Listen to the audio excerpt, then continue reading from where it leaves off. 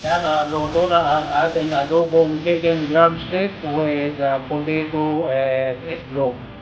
Yan, soy-based po yan. Napakasarap po yan. Ito ang ating tapunang ngayong gabi. Kain pa tayo mga kapatid.